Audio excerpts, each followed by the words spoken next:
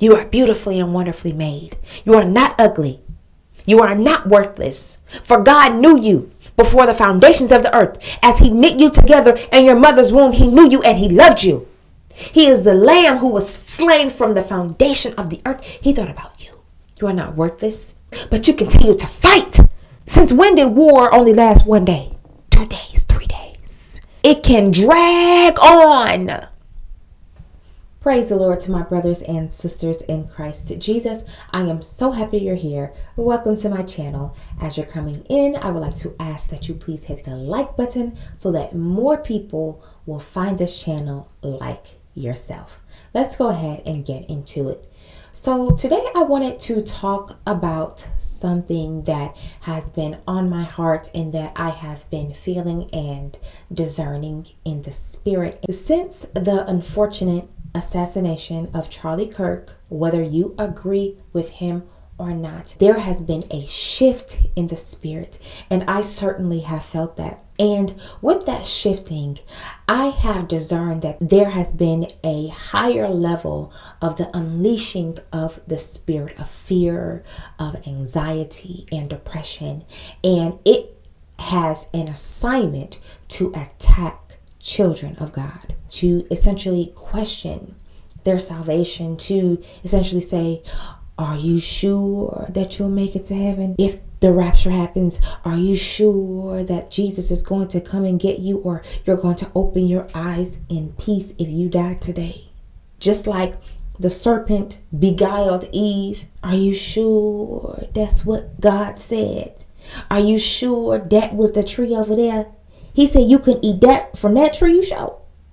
You know, the spirit has been heavy, and it's even been attacking me. And I know I am walking with the Lord. We wrestle not against flesh and blood. This world is more spiritual than it is physical. We know that our Lord is coming back soon, and Satan knows his time is running out. Tick tock, tick tock. So he is again trying to discourage the people of God. And so, brothers and sisters, I just wanted to discuss some scriptures with you that you can use on a day-to-day basis, in your sleep, in your prayer life, when you just need to speak to your mind in order to encourage yourself, because the Bible says to resist the devil and he will flee. We saw in the Garden of Gethsemane, am I pronouncing that right? I don't think so, but Satan came to tempt him, and eventually the Lord Jesus Christ, he used the word of God against Satan. And so that teaches us, brothers and sisters, that we are to use the word of God in order to combat Satan. So we want to write these words on our heart so that we may not sin against the Lord, and so that we can properly war in the spirit. 2 Timothy 1 verse 7 says, "For God gave us a spirit not of fear, but of power, love, and self-control." Sound mind is in other versions. The spirit of fear is not a spirit from the Most High Yahweh God, but instead he gives us the spirit of power. Power to conquer Satan, to tread scorpions, and to use the word of God against the enemy. Of love, for we know that through his love, the Lord Jesus died on the cross. Through the love of God, we have breath in our bodies. Through his love, we have mercy and grace day to day that none of us deserve. And he gives us self-control. When we are living or operating in fear, we don't have a sound mind. It's fight or flight. It's I have to get out of here by every means possible. Therefore, we are not operating in self-control.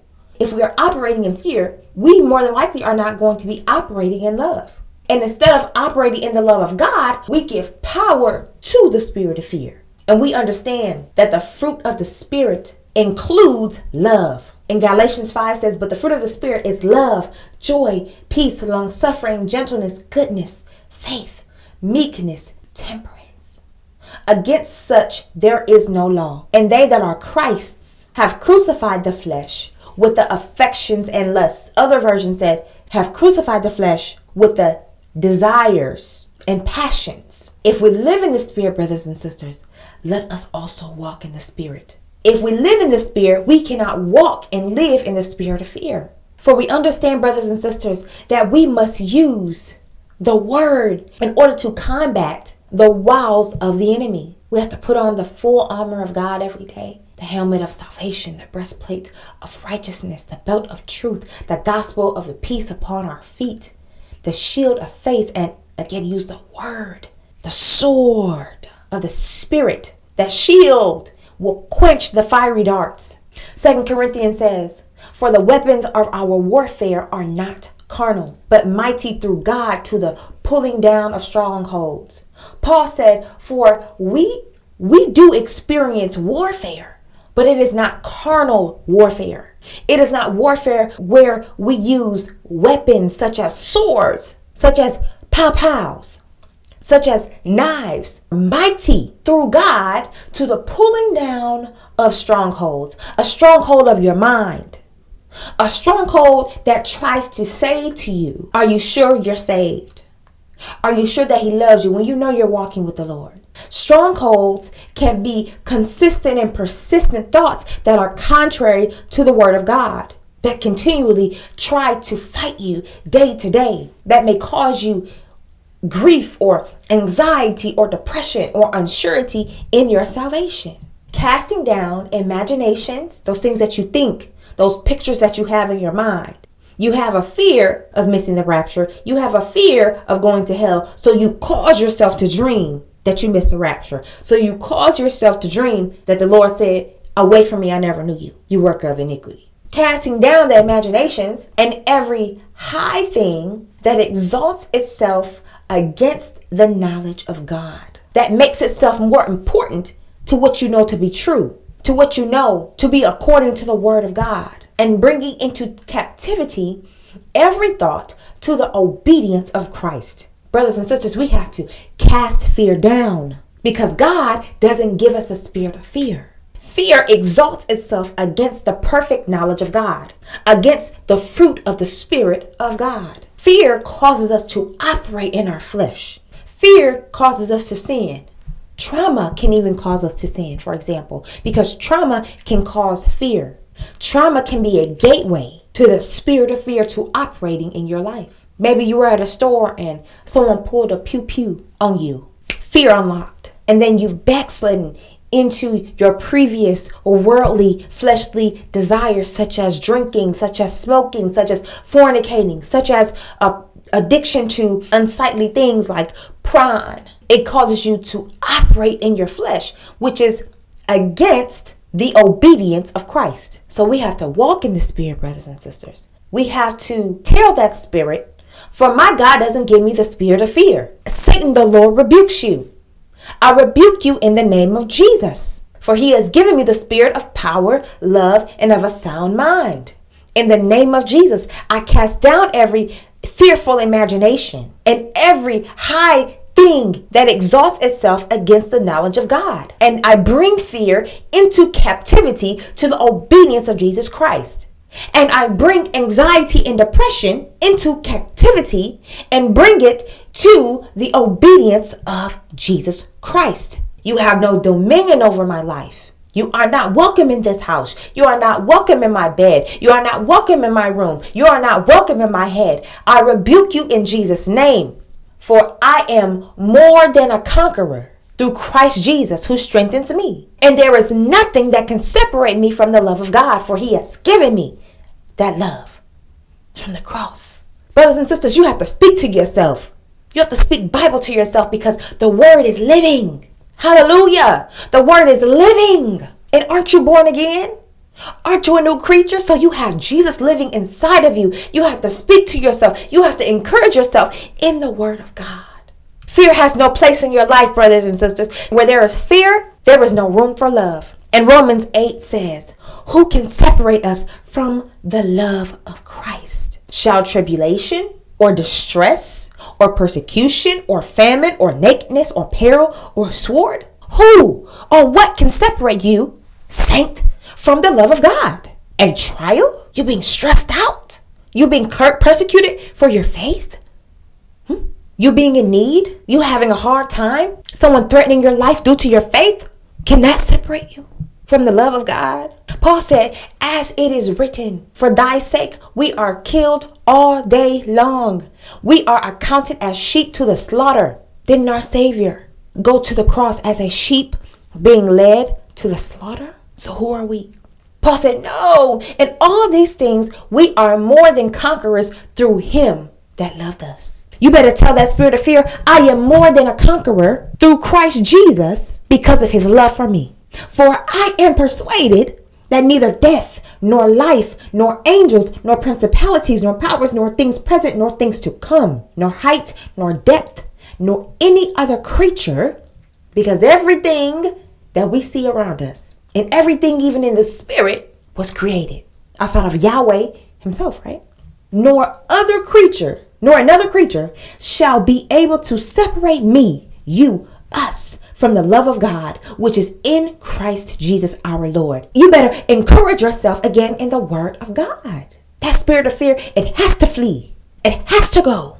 Because this is the logos of God. In the beginning was the word.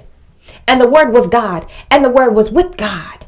And the word became flesh. And the word, even in his ministry here on earth, he used the word to combat the wiles of Satan. To show that when we are living in this flesh, we can use the logos to conquer Satan. If God be for us, then who can be against us? In all these things, we are more than conquerors. When you win something, when you win a football game or win a tennis game or chess game or whatever, you have conquered the person who you are up against. But the Bible says here that we are more than conquerors through Christ. Didn't he conquer sin and death? He said, it is finished. Jesus conquered sin and death, and so he is more than a conqueror, and we are more than a conqueror again through him. If we so believe, if we so trust, if we continue to feed our spirit, the word, to be continually edified. For I am persuaded, you better tell your spirit, for I am persuaded that death, nor life, nor things to come, nor things present, nor persecution, nor a sword, nor an angel, nor a demon, nor a fake friend, a bad boss, a breakup, nor height, nor depth can separate me from the love of God. Therefore, I will stand in the word of God, in the spirit of power, of love, and self-control, and fear. You have to go.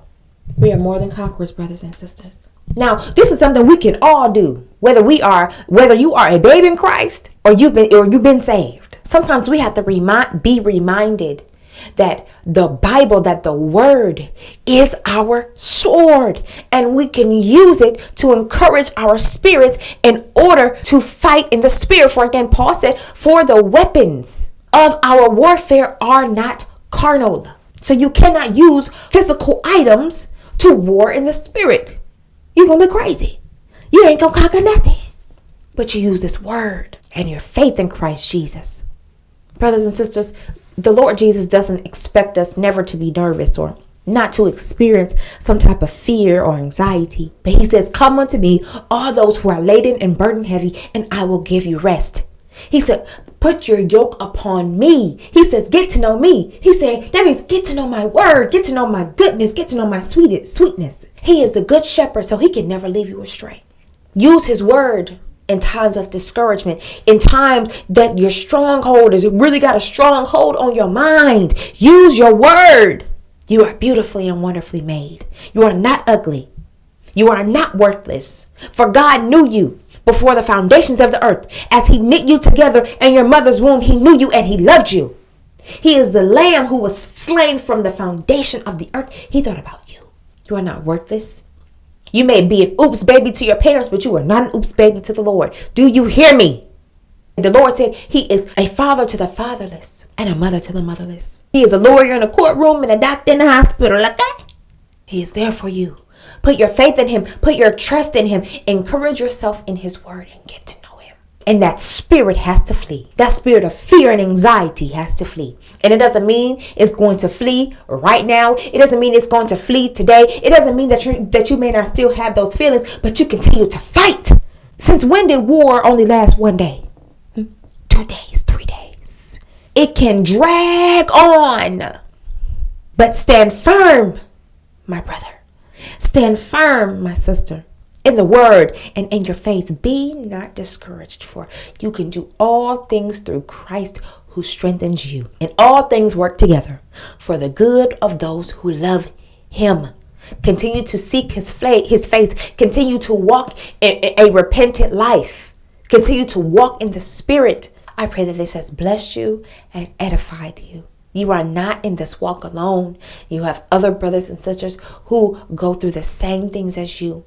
But continue on the good fight, because one day our Lord will return and we will see him in all his beauty and his glory. And I'll leave you with this. You don't have to get ready if you stay ready. I love you. Bye-bye.